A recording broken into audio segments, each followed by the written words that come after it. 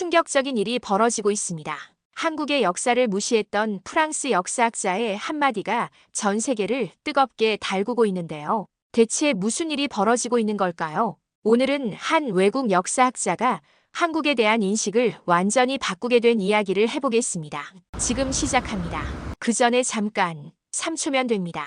사연의 주인공을 위해 댓글로 메시지를 남겨주세요. 그리고 좋아요와 구독과 알림 설정도 부탁드립니다. 이야기 시작합니다.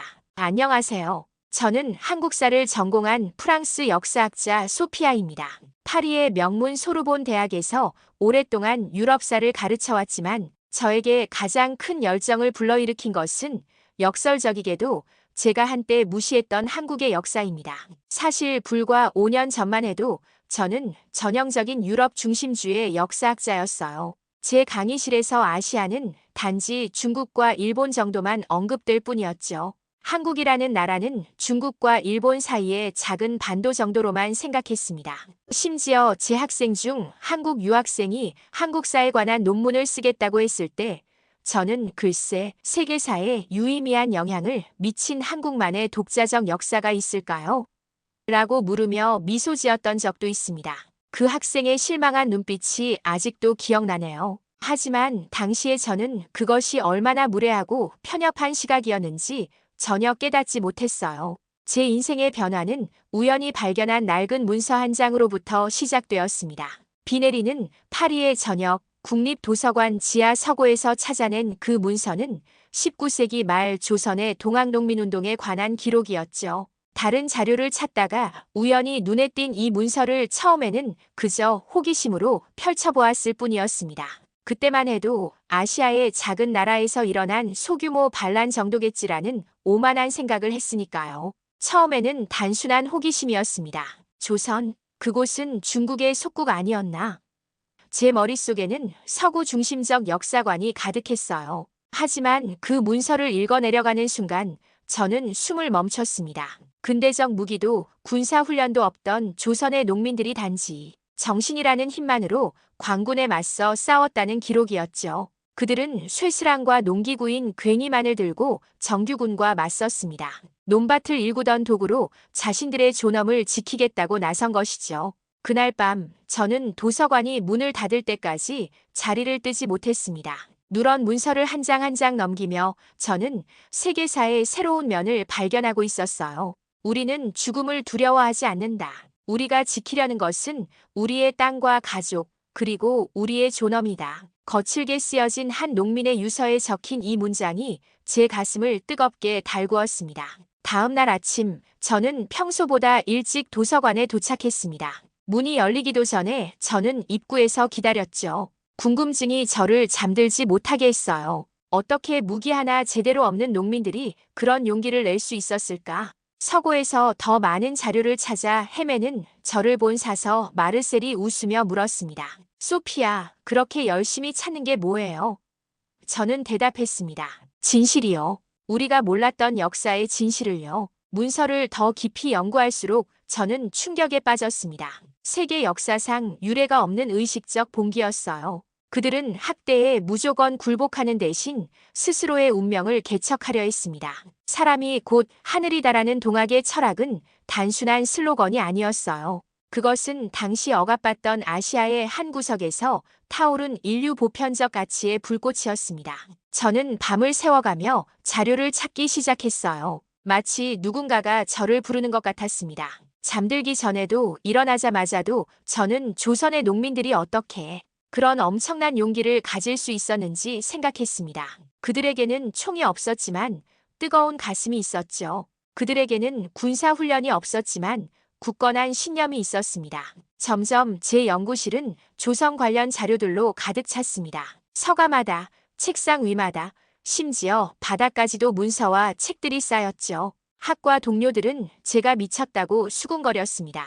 소피아, 당신이 그토록 천대하던 아시아의 작은 나라에 무슨 매력이 있다는 거야? 당신 경력에 도움될 것 없어. 피에르의 말이 귓가에 맴돌았습니다. 하지만 제가 발견한 진실은 그런 조롱보다 훨씬 강했습니다. 어느 날 저는 동학농민운동의 지도자 전봉준의 재판 기록을 발견했습니다. 체포되어 죽음을 앞둔 상황에서도 그는 당당했어요. 이 몸이 죽는다 한들 뜻이야 사라지겠소. 우리의 뜻은 민중의 가슴 속에 영원히 살아있을 것이오. 그의 말에서 저는 역사의 진정한 승자가 누구인지를 깨달았습니다. 승자는 당장 전쟁에서 이긴 자가 아니라 역사의 올바른 방향을 제시한 자였던 것이죠. 제 손에 들린 또 다른 문서에는 농민들이 스스로 작성한 경문이 있었습니다. 우리는 나라를 바로잡고 백성을 편안히 하고자 한다. 이것은 단순한 반란이 아니었어요. 그들은 비전을 가지고 있었습니다. 다시 읽고 또 읽어도 제 눈에는 눈물이 고였습니다. 왜 이런 이야기가 세계사에서 제대로 조명받지 못했는지 분노가 치밀었어요. 아카데미의 동료들은 제 연구를 무시했습니다. 동양의 단순한 농민 반란에 그렇게 시간을 낭비하다니. 학과장 뒤부하는 콧방귀를 뀌며 말했어요. 차라리 나폴레옹 연구를 더 하는 게 어떻겠나? 하지만 저는 멈출 수 없었습니다. 이것은 단순한 호기심을 넘어선 사명이 되었어요. 잊혀진 역사를 되살리는 일이었죠. 어느 날 밤 오래된 일기장 하나를 발견했습니다. 동학농민운동에 참여했던 한 젊은이의 기록이었죠. 오늘 우리는 광군과 맞섰다. 그들은 총을 가졌지만 우리에게는 정의가 있다. 엄마, 아버지, 제가 돌아오지 못하더라도 슬퍼하지 마세요. 저는 우리의 아이들이 더 나은 세상에서 살 수 있도록 싸우고 있어요. 그 소박한 문장에 저는 가슴이 떨렸습니다. 이것은 단순한 저항이 아니라 미래 세대를 위한 숭고한 희생이었어요. 연구를 계속하면서 저는 1905년으로 시간을 건너뛰게 되었습니다. 을사늑약이라는 치욕적인 조약으로 조선이 사실상 소멸한 시기였죠. 국가가 망했다는 소식이 전해지자 조선의 역사는 또 다른 놀라운 국면을 맞이합니다. 나라가 망했다는 소식이 전해진 그날 수많은 조선인들이 칼을 들고 산으로 향했다는 기록을 발견했어요. 왕이 항복했는데도 백성들은 무너지지 않았습니다.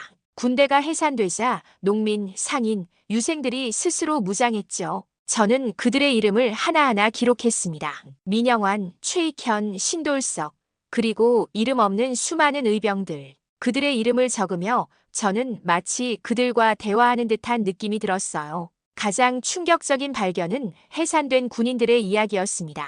그들에게 내려진 명령은 무기를 반납하고 귀가하라는 것이었어요. 하지만 많은 군인들이 명령을 거부하고 민중의 군인이 되기로 선택했죠. 한 병사의 편지에는 이렇게 적혀 있었습니다. 군인으로서 명령에 따르는 것이 의무이나 나라 없는 군인이란 존재할 수 없소. 이제 나는 백성의 군인이 되기로 했소. 저는 그들의 선택 앞에서 압도되었습니다. 어떤 신념이 사람을 그렇게 강하게 만들 수 있을까요? 파리에 비 내리는 밤, 저는 제 연구실에 혼자 앉아 울었습니다. 저의 조국 프랑스도 나치에 항복했던 역사가 있어요. 하지만 조선인들은 달랐습니다. 나라가 없어도 그들은 싸웠어요. 그 이유가 무엇인지 알고 싶었죠. 자료를 더 깊이 파고들수록 놀라운 진실이 드러났습니다. 조선 의병들이 싸운 이유는 단순했어요. 조상, 부모, 땅 때문이었습니다. 이것은 심오한 민중 철학이었죠. 나라가 망해도 자신의 뿌리와 미래 세대를 위해 싸울 수 있다는 믿음이었어요. 발견한 한 편지에서 어머니가 아들에게 쓴 글이 저를 흔들었습니다. 살아 돌아오지 말고 죽어라. 처음에는 너무 잔인하다고 생각했어요. 하지만 그 문장 뒤에는 이렇게 이어졌습니다. 나라 없이 사는 것은 사는 것이 아니다. 내가 죽더라도 내 죽음이 이 땅에 자유를 가져온다면 그것이 어미의 바람이다. 읽으면서 저는 숨이 막혔습니다. 목숨보다 더 소중한 가치가 있다는 믿음이었어요. 의병장 민긍호의 마지막 진술은 저를 밤새 생각하게 만들었습니다. 나라 없는 생명은 목숨이 아니다. 그는 체포된 후 이 말을 남기고 처형되었어요. 저는 그의 얼굴을 상상했습니다. 두려움이 아닌 확신으로 가득 찬 눈빛을. 그가 죽음을 앞두고 본 것은 무엇이었을까요? 저는 그가 미래를 보았다고 믿습니다. 자신의 희생으로 언젠가 자유로운 조국이 다시 태어날 것을 본 것이죠. 동료 교수 마르셀은 제 연구를 비웃었습니다. 소피아, 그래서 그들이 이겼나? 결국 일본에 패배하지 않았나? 그의 말은 날카로웠지만 저는 이미 답을 알고 있었어요. 승패는 중요하지 않았습니다. 그들의 투쟁 자체가 위대한 승리였죠. 억압 속에서도 굴하지 않는 정신, 그것이야말로 진정한 승리였어요. 어느 날 서울에서 온 한 편지가 저를 흔들었습니다. 한국 전쟁에 관한 자료를 요청하는 내용이었어요. 저는 호기심에 연구를 확장했죠. 그리고 또 다른 놀라운 이야기를 발견했습니다. 1950년 서울이 불과 3일 만에 함락되었다는 소식은 충격적이었어요. 하지만 더 놀라운 것은 그 후였습니다. 대한민국은 부산만 남아도 포기하지 않겠다는 결심을 했죠. 이것은 명령이 아니었습니다. 국민들의 자발적인 결의였어요. 낙동강 방어선에서 벌어진 일은 저를 전율케 했습니다. 군인들만이 아니라 민간인들도 합심해 기적적인 방어에 성공했죠. 굶주림 속에서도 삽으로 참호를 파던 민간인들, 마지막 한 그릇의 밥을 군인들에게 내어주던 노인들, 부상자를 업고 산길을 걸어 후방으로 피신하던 어머니들. 그들의 이야기에 저는 눈물을 흘렸습니다. 한 노병의 회고록에는 이런 장면이 묘사되어 있었어요. 낙동강 제방에서 싸울 때였다. 밤새 폭격이 이어졌고 우리는 물도 음식도 없이 버텼다. 새벽녘 한 노인이 나타났다. 허리를 굽혀 쌀을 지고 온 것이다. 아들아, 이걸 먹고 싸워라. 여기서 물러서면 우리가 설 땅은 없다. 그 노인의 눈에는 눈물이 고여 있었다. 읽으면서 저는 그 장면이 눈앞에 펼쳐지는 듯 했습니다. 파리의 동료들은 여전히 제 연구를 이해하지 못했어요. 그냥 미국이 구해준 거 아니야. 그들의 질문은 단순했지만 저는 이미 더 깊은 진실을 알고 있었습니다. 이것은 한 민족의 생존을 위한 처절한 투쟁이었어요. 외부의 도움은 있었지만 그 핵심에는 결코 굴복하지 않으려는 한국인들의 의지가 있었습니다. 어느 날 밤 인천 상륙작전에 관한 자료를 읽다가 충격적인 사실을 알게 되었습니다. 작전에 참여한 한국 해병대원 전원이 출격 전 유서를 작성했다는 기록이었죠. 그들은 돌아올 수 없을지도 모른다는 것을 알면서도 바다를 건넜어요. 그 유서들 중 몇 개를 읽을 수 있었습니다. 어머니, 제가 돌아오지 못하더라도 슬퍼하지 마세요. 저는 나라를 위해 싸우고 있습니다. 만약 우리가 이긴다면 그것은 제 생명보다 더 값진 것입니다. 20도 안 된 젊은이의 글이었어요. 저는 마음이 무너져 내렸습니다. 그 나이에 저는 그저 대학 강의와 친구들과의 모임을 고민하던 평범한 학생이었는데 같은 나이의 한국 청년들은 이미 목숨을 걸고 있었죠. 인천 상륙작전은 군사적으로 불가능에 가까운 도전이었습니다. 조수 차이가 극심하고 진입로가 좁은 최악의 상륙 조건이었죠. 군사 전문가들조차 너무 위험하다고 만류했습니다. 하지만 그들은 해냈어요. 죽음을 각오한 자들이 역사를 뒤집었습니다. 저는 상륙작전에 참여했던 생존자를 만나기 위해 직접 한국을 방문했습니다. 이제는 90대가 된 노병 김현우 씨였죠. 제가 찾아갔을 때 그는 조용한 시골 마을에서 살고 계셨어요. 손자들과 함께 텃밭을 가꾸는 평화로운 노인이었습니다. 우리는 단지 해야 할 일을 했을 뿐입니다. 제 질문에 그는 소박하게 답했어요. 그런 대답에 저는 깊은 감동을 받았습니다. 영웅적인 행동을 한 이가 자신의 행동을 이토록 담담하게 말하다니요. 김현우 씨는 서울 수복 후의 장면을 생생하게 들려주었습니다. 시민들이 군인들에게 물과 주먹밥을 나누어주며 감사를 표했던 순간들이요. 그는 눈물을 흘리며 말했죠. 우리가 서울을 해방시킨 게 아닙니다. 시민들의 기다림이 서울을 되찾게 한 거예요. 그들은 적의 총부리 아래서도 희망을 잃지 않았습니다. 김현우 씨의 할머니는 서울 수복 당시 76세였다고 해요. 그는 할머니가 들려준 이야기를 기억했습니다. 공산군이 점령했을 때도 할머니는 매일 아침 태극기를 꺼내보셨대요. 작은 태극기를 이불 속에 숨겨두고 혼자 있을 때 보시면서 우리 군대가 돌아올 거야라고 중얼거리셨다고 합니다. 그가 들려준 이야기 중 가장 감동적인 것은 서울 시민들의 태도였습니다. 전쟁 중 부역자 색출이 아니라 서로를 보듬었다는 거예요. 적의 총부리 아래서 어쩔 수 없이 협력했던 이들까지도 이해하며 함께 재건에 나섰다는 이야기에 저는 깊은 감명을 받았어요. 폐허 속에서도 다시 시작하자며 손을 잡았다는 그 모습에서 저는 한국인들의 진정한 강인함을 보았습니다. 소피아 선생님, 저희는 그저 살아남아야 했습니다. 누군가를 탓하고 분열될 시간이 없었어요. 모두가 함께 일어서야 했죠. 김현우 씨의 말은 제 가슴에 깊이 새겨졌습니다.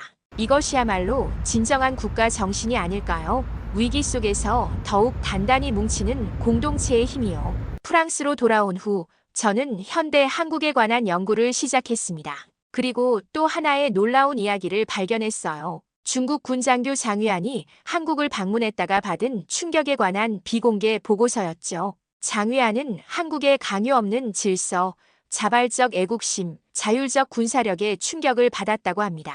특히 방산 전시회에서 한국이 독자 개발한 KF-21 전투기와 K9 자주포를 보고 믿을 수 없었다고 해요. 그는 어떻게 이런 작은 나라가 이토록 정교한 무기 체계를 만들 수 있는가? 라고 물었습니다. 저는 그의 보고서를 읽으며 미소 지었어요. 한국군이 단순히 미국에 의존하는 것이 아니라 전략적 동맹과 자립을 함께 구축했다는 사실이 그를 당혹스럽게 했던 거죠. 세계 각국이 한국의 무기를 선택하는 현실이 그에게는 충격이었습니다. 장위안의 보고서 마지막 부분은 가슴 아픈 고백이었습니다. 한국에서 본 진실을 자국에 돌아가 숨겨야 한다는 고통이었어요. 그는 쓰고 있었죠. 자유를 억압하는 체제와 자유를 키우는 나라의 차이를 목격했다. 통제되지 않은 자유가 이토록 질서와 혁신을 이끌어낼 수 있다는 사실이 믿기지 않는다. 그런데 더 놀라운 것은 장위안이 한국 방문 중 뜻밖의 상황을 목격했다는 사실이었어요. 그의 비밀 일기에는 이런 내용이 적혀 있었습니다. 오늘 한국 대통령이 탄핵당하는 중대 사태가 벌어졌다. 우리라면 계엄령과 군대 배치가 당연한 상황이다. 내가 본 국가들이라면 거리는 피로 물들었을 것이다. 장위안의 기록은 계속되었어요. 하지만 거리에는 혼란도 폭동도 없었다. 시민들은 평온하게 일상과 질서를 지켜나갔다. 은행은 정상 운영되고 아이들은 학교에 갔으며 상점들은 문을 열었다. 저녁에는 질서정연한 촛불 집회가 열렸고 다음 날 아침에는 모든 것이 평소와 같았다. 그는 믿기지 않는다는 듯 여러 번 같은 내용을 강조했습니다. 저는 그의 일기를 읽으며 깊은 울림을 느꼈습니다. 장위안은 대통령 탄핵이라는 초유의 사태에도 질서정연한 촛불 집회, 그리고 다음 날 평온한 일상을 지켜본 것이죠. 그 어떤 혼란이나 폭력도 없이 민주주의 절차에 따라 모든 것이 진행되었습니다. 장위안의 마지막 문장이 가슴을 울렸어요. 이 나라는 지도자 한 명에 의해 움직이는 것이 아니라 국민 전체가 나라를 떠받치고 있다는 것을 깨달았다. 한국은 한 번도 패배한 적 없다. 이것은 단순한 군사적 승리가 아니라 정신의 승리에 대한 선언이었습니다. 국가 지도자가 비었어도 무너지지 않는 국민이 주인인 대한민국의 힘을 장위안은 목격한 것이었어요. 그는 자신의 나라와 비교하며 깊은 고뇌에 빠졌다고 합니다. 시스템의 안정성과 국민의 성숙함이 만들어낸 기적 같은 순간이었죠. 사실 그가 본 것은 한국 역사의 연속성이었습니다. 동학농민운동에서 시작해 일제강점기의 의병, 6.25 전쟁의 민간인들, 그리고 현대의 시민들까지 그들은 모두 바람을 기억하는 사람들이었어요. 앞서간 이들의 희생과 투쟁을 기억하며 더 나은 미래를 만들어가는 사람들이었습니다. 저는 파리로 돌아와 이 모든 이야기를 담은 책을 쓰기 시작했습니다. 제목은 바람을 기억하는 사람들이었어요. 왜 이 제목을 선택했냐고요? 바람은 흔적을 남기지 않지만 그것을 기억하는 사람들의 마음속에는 영원히 남기 때문입니다. 조선의 농민들, 의병들, 한국전의 군인과 민간인들, 그리고 현대의 한국인들까지 그들은 모두 앞선 세대의 바람을 기억하며 살아왔어요. 제 책을 출판하는 길은 쉽지 않았습니다. 출판사들은 거절했고 아카데미의 동료들은 비웃었죠. 누가 한국 역사에 관심을 가질까? 저의 오랜 멘토인 르누아르 교수마저 저를 말렸어요. 소피아, 당신은 학계에서 인정받는 학자였어. 이런 변방 국가의 이야기로 경력을 망치지 마. 하지만 저는 포기하지 않았습니다. 밤마다 저는 제 연구실에 앉아 한국인들의 이야기를 글로 옮겼습니다. 그들의 목소리가 제 귀에 울렸어요. 한 번도 패배하지 않았던 사람들, 국가가 무너져도 스스로 일어섰던 사람들, 지도자가 사라져도 흔들리지 않았던 사람들. 그들의 이야기는 제 가슴을 뜨겁게 달궜습니다. 드디어 한 작은 출판사가 제 원고를 받아들였어요. 그들도 처음에는 망설였지만 편집장이 원고를 읽고 눈물을 흘렸다고 합니다. 이 이야기는 세상에 알려져야 해요. 그의 말에 저는 감사의 눈물을 흘렸습니다. 놀랍게도 책은 베스트셀러가 되었어요. 단순한 역사서가 아니라 인간의 존엄과 의지에 관한 이야기였기 때문이죠. 사람들은 알고 싶어 했습니다. 어떻게 작은 나라가 그토록 불가능한 역경을 이겨냈는지를, 어떻게 위기 속에서도 흔들림 없이 앞으로 나아갈 수 있는지를. 한 독자는 이런 편지를 보내왔습니다.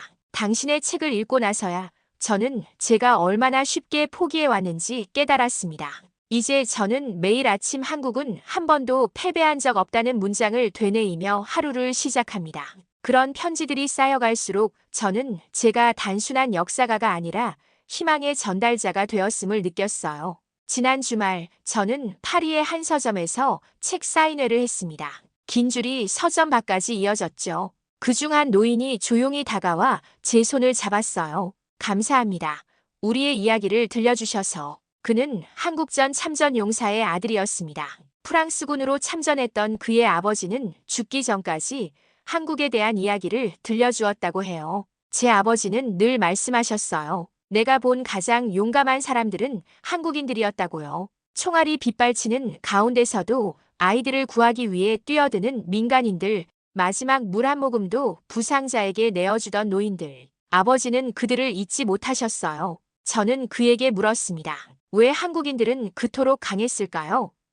그는 잠시 생각하더니 대답했어요. 바람을 기억하기 때문이죠. 지나간 것도 아직 오지 않은 것도 모두 기억하니까요. 그래서 어떤 폭풍이 와도 흔들리지 않습니다. 그의 말에 저는 깊은 울림을 느꼈습니다. 바로 그것이었어요. 한국인들은 바람을 기억했습니다. 동학농민운동의 바람, 의병들의 바람, 6.25 참전 용사들의 바람. 그 모든 것이 현대 한국인들의 DNA에 새겨져 있었던 거죠. 책 출간 후 저는 한국에서 강연 초청을 받았어요. 서울대학교에서 열린 강연장은 사람들로 가득 찼습니다. 제가 말할 때마다 눈물을 훔치는 사람들이 보였어요. 특히 젊은이들의 반응이 뜨거웠습니다. 그들은 자신들의 역사가 얼마나 위대한지 다시 한번 깨닫고 있었죠. 강연이 끝난 후 한 대학생이 다가왔습니다. 교수님, 저는 지금까지 우리 역사를 단지 암기해야 할 사실로만 생각했어요. 하지만 오늘 처음으로 제가 얼마나 자랑스러운 역사의 일부인지 깨달았습니다. 그의 말에 저는 깊은 감동을 받았어요. 제 연구가 단순한 학문적 성과를 넘어 한 민족의 자긍심을 일깨우는데 기여했다는 것이 행복했습니다. 한국 방문 중 저는 경북 안동의 한 작은 마을을 찾았어요. 그곳에는 일제시대 의병의 후손들이 살고 있었습니다.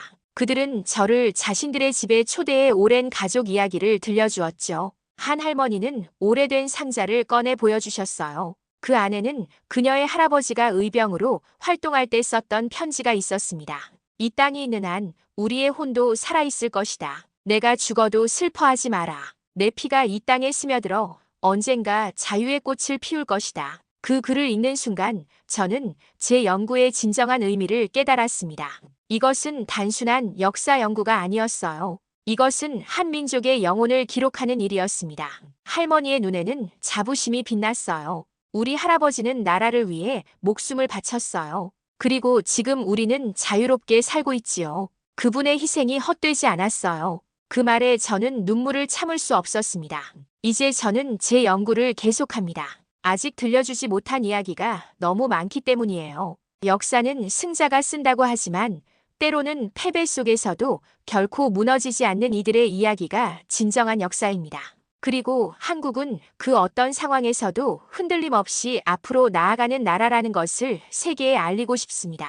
오늘도 저는 질문합니다. 우리가 기억해야 할 바람은 무엇인지를요. 어떻게 해야 위기 속에서도 한국처럼 흔들림 없는 나라가 될 수 있는지를요. 한국의 위대한 정신을 어떻게 본받아야 할지를요. 그리고 언젠가 여러분과 함께 그 답을 찾고 싶습니다. 감사합니다. 오늘 영상이 좋으셨다면 구독과 좋아요 눌러주세요. 감사합니다.